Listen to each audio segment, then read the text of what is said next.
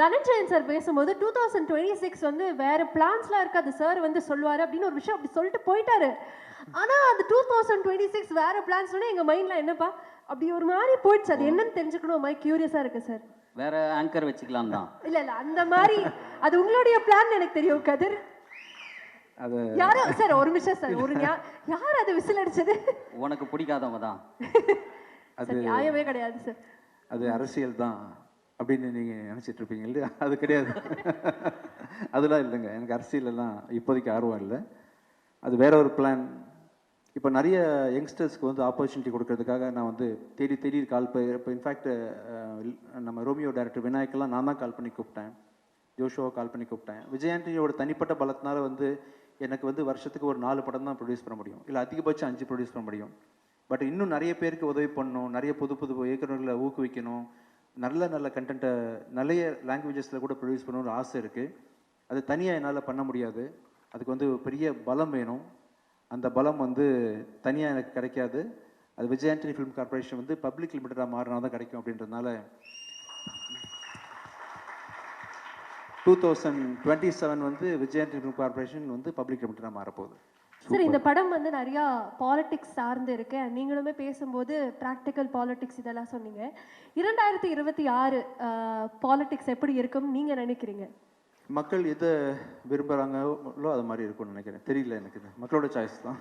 நீங்களுமே ஃபிங்கர்ஸ் கிராஸ்டாக வச்சிருக்கீங்கன்னு எடுத்துக்கலாமா? Super sir. நீங்கள் பேசும்போதே வந்து உங்களுடைய முதல் படம் நான் பற்றி சொன்னீங்க. எனக்கு அது பேசும்போது நிச்சயமாக இந்த கேள்வி கேட்கணும்னு ஆசையாக இருந்தது. உங்களுடைய நடிகராக முதல் படம் அப்படின்னா நான், அது வந்து மியூசிக் டைரக்டராக 25th ஃபிலிம். இப்போ இது நடிகராக 25th ஃபிலிம், இதில் நீங்கள் இசை அமைச்சிருக்கீங்க. இது எப்படி இருக்கு? ரொம்ப எனக்கே நம்ப முடியலங்க. ஆக்சுவலாக எனக்கு உண்மையிலே மியூசிக் கூட தெரியாதுங்க. ஒரு நம்பிக்கையோடு வந்துட்டேன் சென்னைக்கு. இந்த எறும்பு ஊற கழுத்தையும்ன்ற பழமொழி கேள்விப்பட்டிருக்கீங்களா? எனக்கு ஒன்றுமே தெரியாது.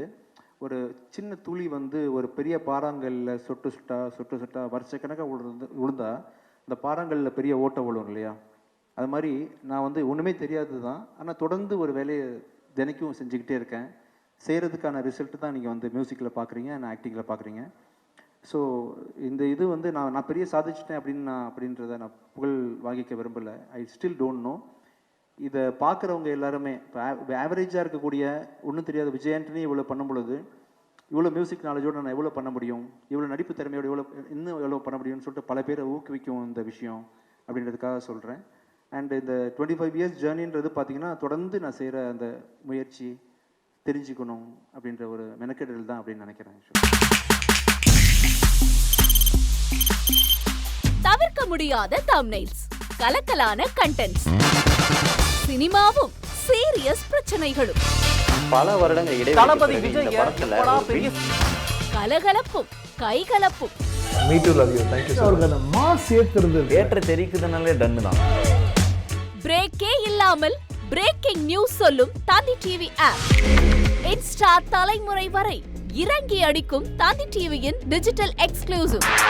அது தண்ணிக்குள்ள போகும்போது ஹேங் ஆயிடுச்சு. உங்களுக்கு விஜய் சார் எந்த அளவுக்கு ரொம்ப பிடிக்கும்? Of course, Malayalis are huge Vijay sir fans. ரெண்டு பேருமே ரொம்ப பிடிக்கும் எனக்கு. தந்தி டிவி ஆப்பை இலவசமா டவுன்லோட் செய்யுங்க. ஃபாலோ பண்ணுங்க, சப்ஸ்கிரைப் பண்ணுங்க, என்ஜாய் பண்ணுங்க.